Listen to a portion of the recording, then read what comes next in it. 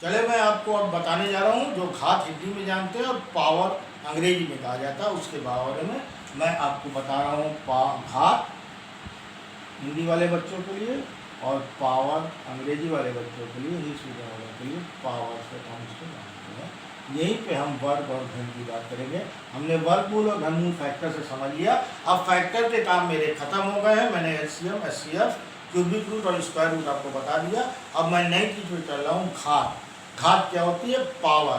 Power कैसे लगाया जाता है? जैसे मैंने कोई भी संख्या लिख लिया a, इसके ऊपर एक छोट इसके सर पे लिखा जाता है, ध्यान रखेंगे, इसकी पावर n लगा दिया। ये हमारे कहलाएगा a to the power n, a की घात 3। तो इसी तरह से हम जैसे लिखते हैं, अगर मान लीजिए a को हमने एक सिंबल लिया था, a की जगह मान लीजिए लिखते हैं 2 और 2 की पावर हम देते हैं 5। तो इसका मतलब होता है ये संख्या जो ऊपर लिखी इसके सर पे होनी चाहिए, ध्यान रखिए, इसके बराबर पे नहीं लिखेंगे। ये जितनी बार लिखा है उसका मतलब उतनी बार इस संख्या का गुणा। इस संख्या पे पावर लगी है, इस संख्या का इतनी बार गुणा। कितनी बार? 2 का 5 बार गुणा। 2 इंटू 2 इंटू 2 इंटू 2 इंटू 2। अब आपको गुणा करके निकाले ना, मैं गुणे बहुत ज़्यादा नहीं बताऊंगा क्योंकि वो कक्षा 3-4 में होते हैं, गुणे करने आप सीखे। पावर अगर लगी हुई है, मान लीजिए 3 की पावर 7 लगा हुआ है, तो हमारा मतलब क्या, जो मेन ये बेस कहलाता है, इसकी गुणा इतनी बार। इस चीज़ को समझ लें, इसको बहुत इसमें कभी गलती ना करें। 3 into 3 into 3 into 3 into 3 into 3, कितना हो गया? 1 2 3 4 5 6 और ये 7 बार। करेक्ट जितनी बार ये घात लगी उतनी बार गुणा करके हम इसका मान निकाल सकते हैं। ये घात का मतलब है।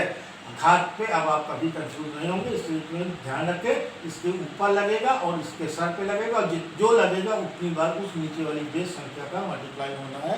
यही घात का अर्थ होता है। अब मैं आपको बता रहा हूँ वर्ग। यहाँ पे मैं आपको वर्ग बता देता हूँ और यहीं पे मैं आपको घन बता देता हूँ। आपने वर्गमूल और घनमूल समझ लिया है, दोनों कहीं ना कहीं आपस में संबंधित हैं, उनके संबंध में आपको बाद में बताऊंगा। वर्ग का मतलब होता है किसी भी चीज़ की घात 2, और घन का मतलब होता है किसी की घात 3। तो किसी की घात 2, जैसे 2 की घात 2, 2 का वर्ग कहलाएगा, क्या होगा? 2 इंटू 2 इज इक्वल टू 4। आपने देखा है 4 का अगर हम वर्गमूल निकाल लें तो 2 आ जाता है। तो वर्गमूल वर्ग का लगभग उल्टा होता है, ये इसका मूल निकाला जाता है। अगर मान लीजिए 7 की पावर 2 है तो हम क्या करेंगे? 7 इंटू 7 इज इक्वल टू 49। इस तरह से आपको कम से कम 15-20 तक, 1 से लेकर 20 तक की घातें याद होनी चाहिए, कितनी होती है उसका वर्ग, ये आपको कर लेना है। मान लीजिए मैं आता हूँ 13 की पावर 2, ये होता है 13 इंटू 13 इज इक्वल टू 169।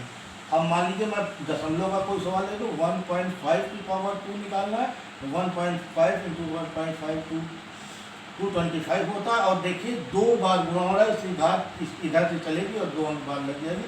ये इसका दशमलव के हिसाब से इस तरह से निकाला जाता है पावर। अब आप वर्ग को समझिए, आप घन को समझिए।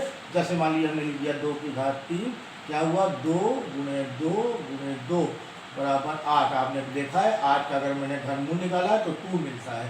ये दोनों में कुछ संबंध है जिसके बारे में मैं बताऊँगा आपको। इसी तरह से अगर 5 की घात 3 निकालें तो क्या होगा? 5 गुणे 5 गुणे 5 इज इक्वल टू 125।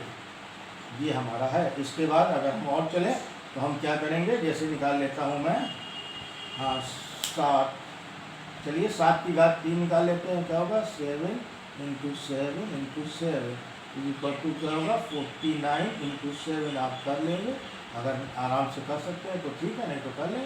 7 9 63, 3 6 आया, 7 28 और 6 24 243। ठीक है, इस तरह से आप निकालते चलेंगे। आप मान लीजिए 9 की पावर 3 निकाल रहे हैं तो आपका क्या आएगा? 9 इंटू 9 इंटू 9, ये आता है 7 to 9। अब इसको सब याद करना होगा आपको, कम से कम 20 तक वर्ग और घन याद करने होंगे।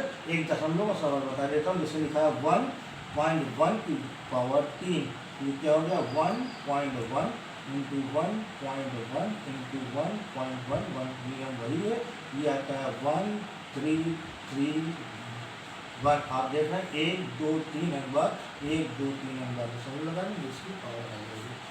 इसको मैंने करके देखिए, नहीं बताया था, इसको आप देख लें, क्या होगा? 1.5 इंटू 1.5 और ये इससे ये निकलेगा। ठीक है, इस तरह से वर्ग और खंड आपको मैंने बता दिया। आप खुद सवाल इसके प्रैक्टिस करें, बड़े बड़े चीज़ों के वर्ग और खंड में निकालें, बड़ी बड़ी संख्याओं पे इसकी प्रैक्टिस करते हैं।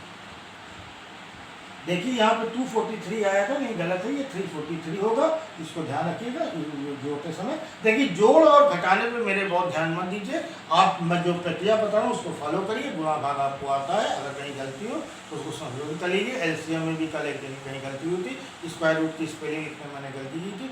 मेरा पर्पज़ आपको प्रक्रिया बताना, मैथ की क्रियाओं को बताना है। गुणा भाग जोड़ घटाना आप खुद करें। इसके लिए अगर कहीं गलती होती है बोर्ड में तो मुझे क्षमा करते हुए आप उसको संशोधित कर लें, और नहीं तो आप मुझसे अपने कमेंट बॉक्स में पूछ सकते हैं, मैं उसको आपको संशोधित करके फिर से बता दूँगी।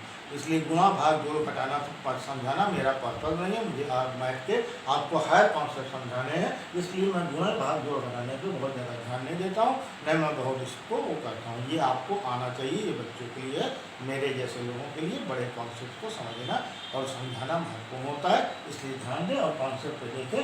बाकी इस पर नहीं कि हाँ इसका गुणा गलत हो गया, वो हो गया, ये आप करते रहें, आपका खुद सही हो जाएगा। ठीक है, धन्यवाद।